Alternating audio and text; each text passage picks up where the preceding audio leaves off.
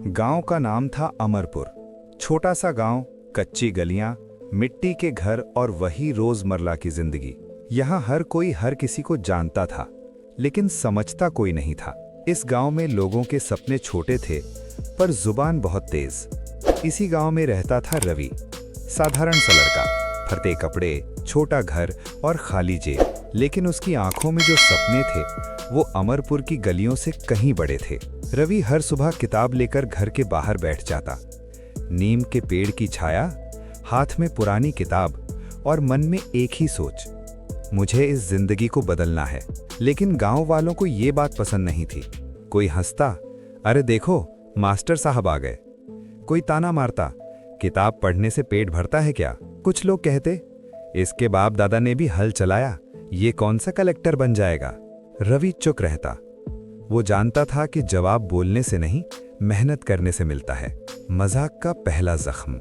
एक दिन गांव में शादी थी। ढोल, लाइटें, हंसी ठहाके, पूरा गांव इकट्ठा था। रवि भी गया। किसी ने सबके सामने पूछ लिया, रवि अब क्या चल रहा है जिंदगी में। रवि ने हिम्मत जुटाई और बोला, मैं पढ़ाई की तैयारी कर रहा हूँ, आगे कुछ बड़ा करना है। बस फिर क्या था, पूरा पंडाल हंसी से गूंज उठा। बड़ा करेगा, पहले चप्पल तो ढंग की खरीद ले। सपने अमीरों के होते हैं, गरीबों के नहीं। रवि की आंखें झुक गईं। वो कुछ नहीं बोला, लेकिन उसके अंदर कुछ टूट गया। उस रात छोटे से कमरे में उसने पहली बार चुपचाप तकिया भिगोया। माँ की चुप दुआ। रवि की माँ ज्यादा पढ़ी लिखी नहीं थी, लेकिन बेटे के सपनों को समझती थी।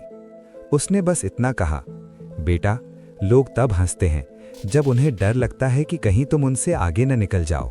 ये शब्द रवि के दिल में उतर गए। अगले दिन उसने खुद से वादा किया, अब जवाब शब्दों से नहीं, काम से दूंगा। मजाक बढ़ता गया, मेहनत भी।